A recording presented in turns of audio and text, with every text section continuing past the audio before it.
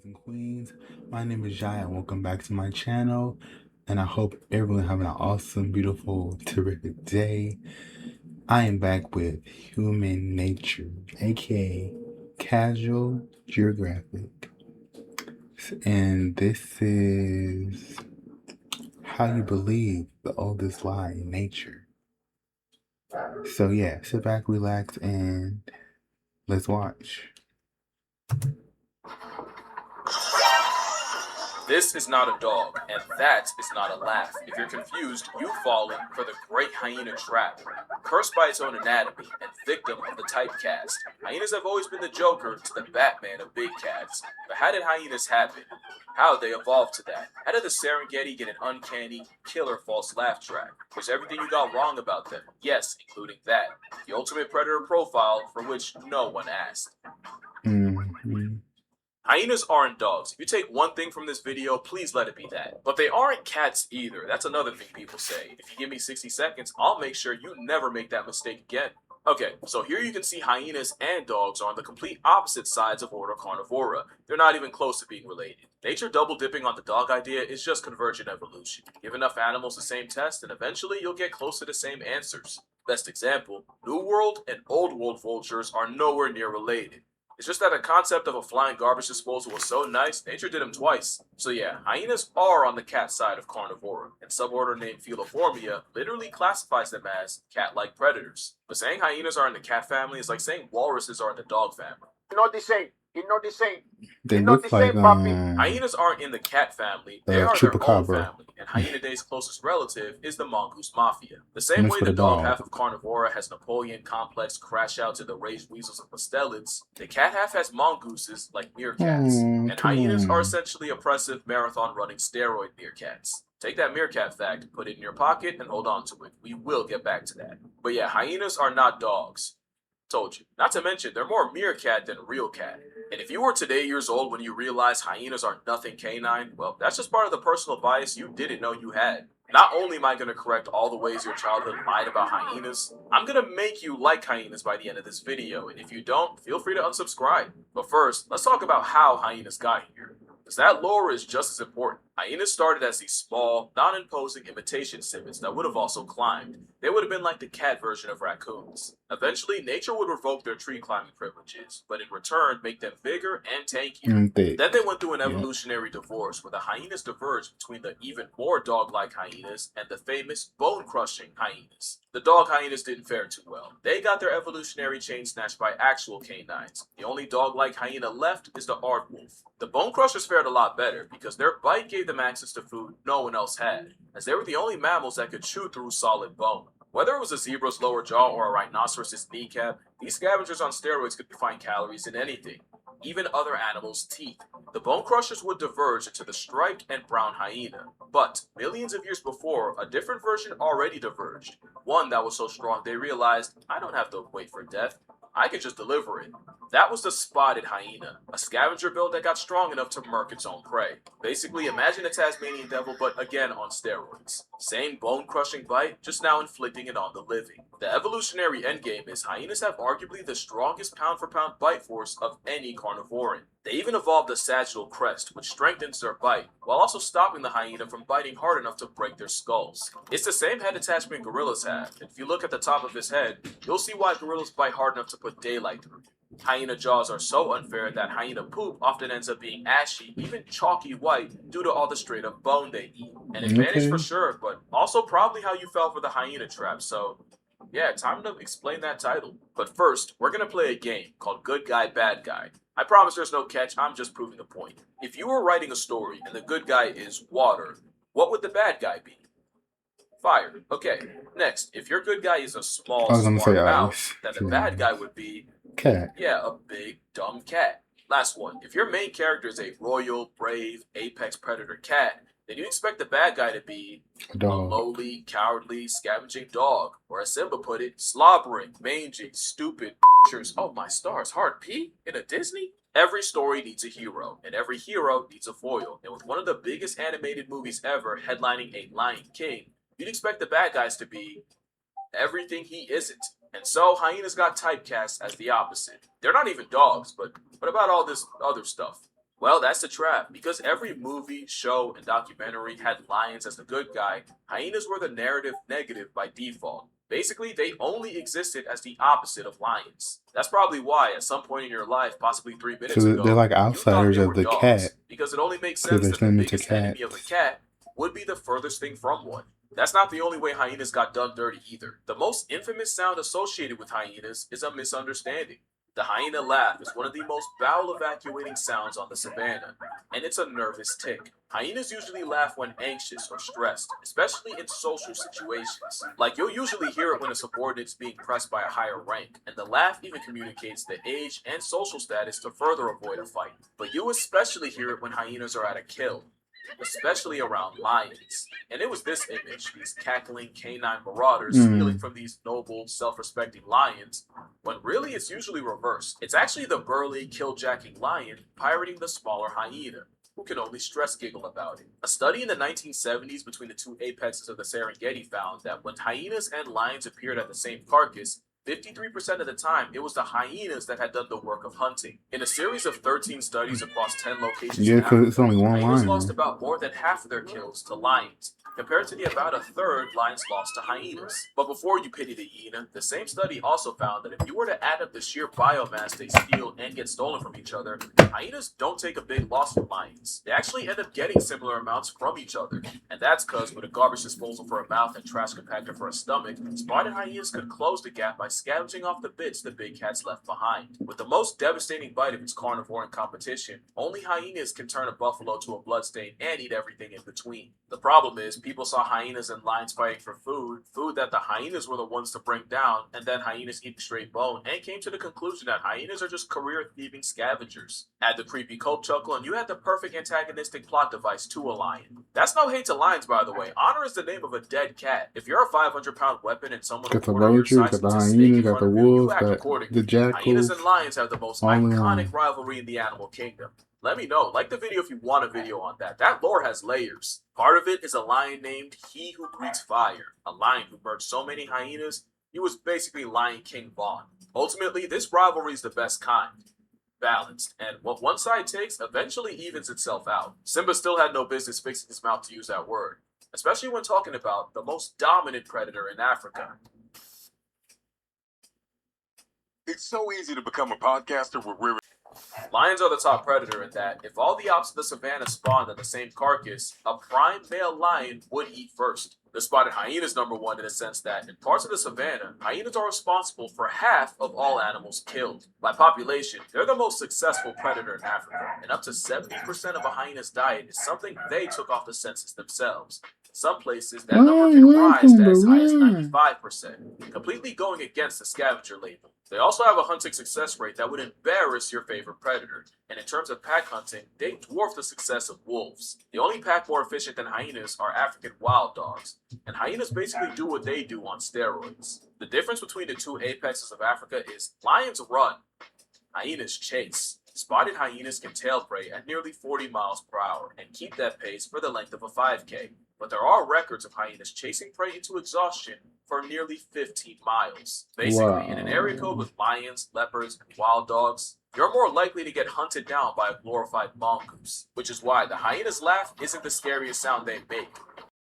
If you're a hyena whoop at night, you might not see the sun. The whoop can So have a when you lot of think uses, and the main the one is to call prey for is safe and backup, and these whoops sound, can be the transmitted prey miles away. is If you're a buffalo cornered by 4 just hyenas and hear whooping, it can chilling. genuinely All of a go sudden, the from 4 to hyena is still 40. there. Hyenas are marathon running gang mongooses, and I do mean gang. A normal wolf pack is just a mated pair with several generations of their kids. In comparison, hyena clans are matrilineal cliques built on brute force, alliances, and nepotism.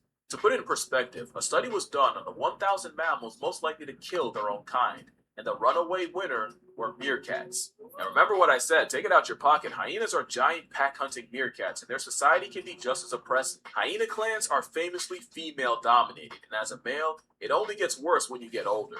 Males born to an alpha female can enjoy the fruits of nepotism, but as a male, once you're forced to join a new clan, you start at the very bottom. And by bottom, I mean a female cub born 3 days ago instantly ranks over you and gets a place at the carcass before you do. And as a post-dispersal male, the only chance you have of moving up the ranks is if a male above you either dies or disappears. The hyena's female-first hierarchy is the second most famous thing about them. It's why Shenzi was the leader. But the most famous thing? Yeah, we've gotten to that part. Look, we already know what's coming, but this is strictly for educational purposes. We're going to be mature about this. That being said, viewer discretion is advised. If you're watching with kids, it might just be their bedtime. Female hyenas have a pseudopenis, one that they have to give birth through. And yes, it is as graphically awful as you think it is. The process involves the pseudo finally splitting open, and 20% of first-time mothers die. Worse, 60% of firstborns suffocate to death before technically starting life. How did hyenas get here? We used to think female hyenas had more testosterone in their blood to explain the aggressiveness, but it turns out females tested at lower levels than males. That's because it's actually what happens in the womb. As cubs inside the womb, unborn hyenas get flushed with androgen sex hormones, specifically androstenedione. This exposure heavily masculinizes the female cub and basically gives them roid rage, with proof that high-ranking mothers go on to have equally aggressive children. Those doses of hormones are why hyenas will attempt to kill their siblings fresh out the womb. This isn't play fighting, they're genuinely trying to take each other's heads off, especially the girls, because offing your sister just means one less rung to climb on the social ladder. Hyenas are also born with their eyes open and a full functional set of teeth, and the literal on-site sibling rivalry means a quarter of all hyena cubs born never make it out the den. That testosterone flush also masculinizes their genitals, as the female cub's clitoris morphs into an imitation male organ, one they have to pee, give birth, and mate through. You might ask why evolution would allow this, and that's when you gotta remember, evolution is the survival of the fittest.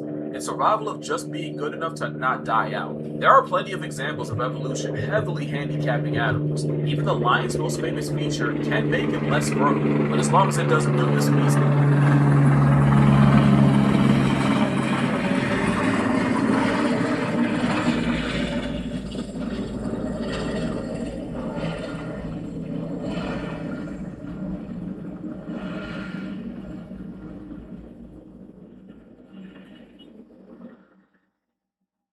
Bigger, darker manes are more attractive, but also attract more heat. More heat stress can lower fertility and even fertility.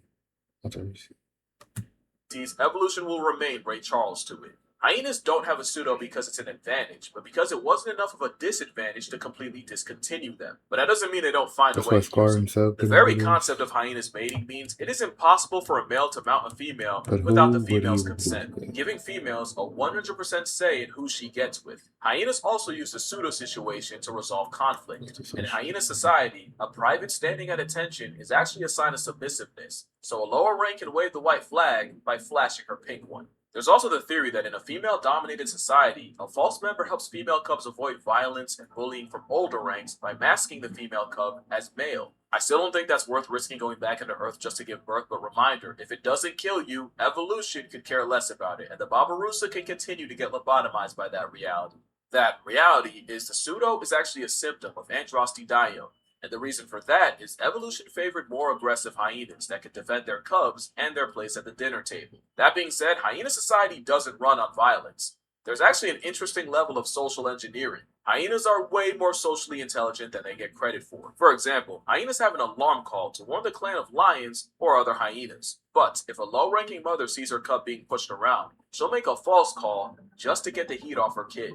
Hyenas also seem to understand social engineering. The best way I've seen it described is Hyena A knows how Hyena B feels about Hyena C, and will use that to her advantage. You don't really see that kind of social manipulation with wolves, making hyenas a lot more like mongoose-chimp hybrids. And speaking of chimps, hyenas actually outperform them in cooperative problem-solving puzzles. That doesn't mean they're smarter, but it's possible hyenas are more hardwired to use teamwork. It makes sense when you look at a hyena clan. You can have up to 80 members, each with a clearly defined spot in the hierarchy. Cubs inherit their mother's rank, which is actually how you can end up with a male leading a clan through the power of nepotism. Unless they leave, because again, non-native males start as the dirt under the social ladder. So you think this system's pretty set in stone, and for the most part it is, but as a hyena, you can actually finesse your way pretty high up if you're smart enough, because it's actually not how strong or tough you are. As a hyena, it's all about who your friends are, and nobody proved that point better than Waffles. Oh, I love this story. Okay, so Waffles was a female hyena at the very bottom of her clan. As a bottomer, you get the scraps the others leave behind. You're constantly getting pressed by your superiors, but worst of all, as a low rank, any cubs Waffles would have would be at immediate risk of getting murked by a higher rank. Clearly, this is no way to live, but the question you should be asking yourself is Triple WD, what would Waffles do? You can't really unlock the answer without getting into just what a hyena clan is. So let's get into it. Obviously, you Nothing. have the alpha female, and all her cubs who inherit her rank. If her cubs have cubs, they'll rank right under them. This whole block would be called a matrilineal group, and a hyena clan is made of multiple matrilineals. Hyena nepotism means the weakest member of the strongest matrilineal group ranks over the strongest member of the second strongest group. And remember, if you're a male, you get to enjoy that nepotism so long as you're born into the right group. Until you have to find a new clan, which they might choose not to. Get into it. Obviously, you have the alpha female, and all her cubs who inherit her rank. If her cubs have cubs, they'll rank right under them. This whole block would be called a matrilineal group, and a hyena clan is made of multiple matrilineals. Hyena nepotism means the weakest member of the strongest matrilineal group ranks over the strongest member of the second strongest group. And remember, if you're a male, you get to enjoy that nepotism so long as you're born into the right group. Until you have to find a new clan, which they might choose not to do because, again, any new males join at the very bottom of the hierarchy, with the only chance of any upward mobility being after a superior male dies or disperses. But it's normally a highly rigid system with very little chance of promotion, unless you're Waffles. Because lower ranks can challenge higher ranks for their status, and those challenges aren't what you think they are. Okay, Because so I was hyenas are good saying, at so it's math. like Instead of ripping each being other left on apart the and possibly bench putting both hyenas out of commission, a challenge looks more like a in a lower rank, sport. posturing and confronting a higher rank with her social network of friends behind her. If the challenged You're senses just that the there. challenger has managed to rally more support than she can match, she'll often just submit and surrender her rank, allowing the challenger to move up. And that's what Waffles did. Biologist Eli Strauss and Kay Holtkamp watched her systematically befriend fellow bottomers, creating alliances and buffing her social cachet. And when it became time for her to confront her superiors, Waffles' social game meant that she was able to win the match without actually having to throw down. Waffles wasn't the strongest, and definitely not the meanest, but by using the power of friendship, she rapidly rose up the Okay, rigid hyena Waffles. ranks till she eventually managed to overthrow the clan's matriarch. In the course of just 1 year, Waffles went from a bottom feeder to the leader of the clan, and most importantly, she had earned her future cubs an infinitely better chance at life. But then something interesting happened. Even as the new matriarch, Waffles never forgot her day ones and was exceptionally friendly with the bottom tiers of the clan.